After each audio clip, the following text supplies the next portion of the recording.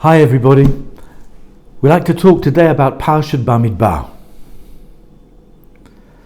The Parsha tells us about the special purpose of the Levim. The Levim were taken by Hashem to be the people that are going to be doing the service in the Beit HaMikdash. And we see from our Parsha that they were taken instead of the firstborn. After the Jews came out of Egypt and the Makat Bechorot, all the firstborn were killed, all the firstborn in Egypt were killed, because of that the Jewish firstborns were all saved, they were going to be the ones that were going to be the most holy of the Jewish people. But in the end they lost that. And it's the Levim that took over. How did that happen? We're told when Moshe came back down from Mount Sinai with the 10 Commandments, so he found the Jewish people worshipping a golden calf. When he came down and he saw what was going on, not only did he break the tablets, he called a special call, Mila Hashem Elai. Who is for Hashem? Come to be with me. And who came? The Levim. And it was the Levim that went with Moshe Rabbeinu, and they took revenge for Hashem on the people that were worshipping idols. And at that time, because of that, Chazal tell us, Hashem changed the Bechorim, the firstborn, for the Levim. And the Levim were the ones that got to be the ones that are going to be doing the service of Hashem in the Beit HaMikdash. This call of Mila Hashem Elai, we find it in a number of places. We find it by Moshe Rabbeinu himself. Not just that he made the call, that he answered the call. Why was Moshe Rabbeinu chosen to be the leader of the Jewish people? What have we seen about Moshe, and what do we see about Moshe that because of that he was chosen, because of that he deserved to be the person who was going to lead the Jewish people? We know very little about him. But what do we see that he did? One story we have in the Torah. There are different medrashim, but one story that we have in the Torah. He was in Pharaoh's palace. He was brought up like a prince. He had everything. His fridge was full. All the best things you could imagine were there. I had a friend who once went to meet the President of the United States, I think it was at the time of Bush. And he said, before you go to meet the President, you're put in a room and you can ask for anything you like. A hamburger, smoked salmon, foie de gras, whatever it is you like, you can ask for it and they'll give it to you. Right? Everything is there. So can you imagine what it was like in the home of Pharaoh, in the palace of Pharaoh? Moshe Rabbeinu had everything. But that wasn't enough for him. He went out to see the suffering of the Jewish people. And when he went out, he saw an injustice. He saw this Egyptian soldier beating a Jew. What could he have decided at that moment? Really sad to see what happened. I better get back to the palace before they start worrying about me. That's what he could have done. But no, Moshe Rabbeinu heard the call, Mila Hashem Elai. There's something I have to do here. I can't just sit back. I have to get up and do something. And he got up and did what he did. He killed the Egyptian. That led to him having to run away. And in the end, Hashem came to him in the burning bush and asked him to come and be the person that's going to redeem the Jewish people. Why was he fit to be chosen? Because of that.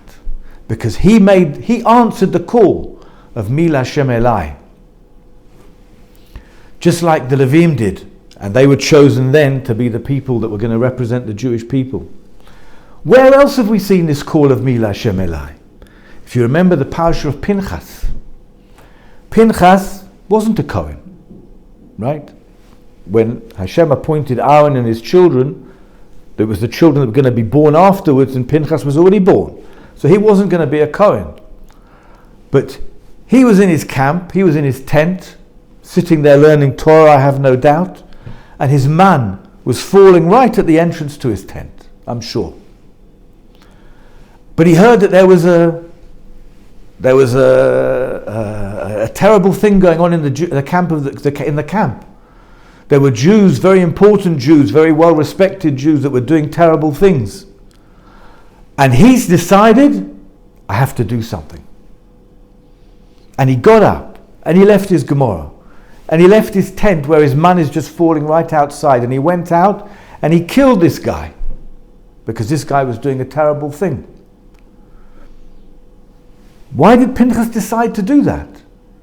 He could have just stayed in his tent. No. Sorry about what's going on out there, but okay. Not me, not bothering me. No, Pinchas said, I have to go. I have to do something. Mila Hashem Elai. He answered the call of Mila Hashem Elai. And because of that, he was zocher to be appointed a Cohen. Him and all the generations after him. And he got a whole Parsha named after him. Because he answered the call of Mila Hashem Elai.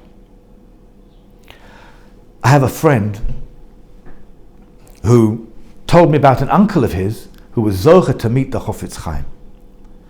He was learning in the yeshiva, he was on his way home and he stopped off in Radin. This is when the Chofetz Chaim was already very, very old. And at that time the Chofetz Chaim was receiving people on Motzei Shabbat. He wanted to get a brocha. He went over to the house of the Chofetz Chaim. The Chofetz Chaim came out to him and he took his hand. And he said to the Chofetz Chaim said to this guy, he said, are you a Cohen?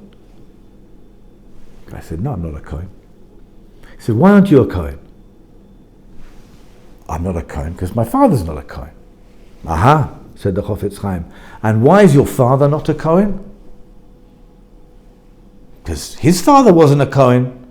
No one in my family is a Cohen, so we're not Kohanim. He was beginning to wonder, is the Chofetz Chaim, is he like Chas v'Sholom losing his marbles or something?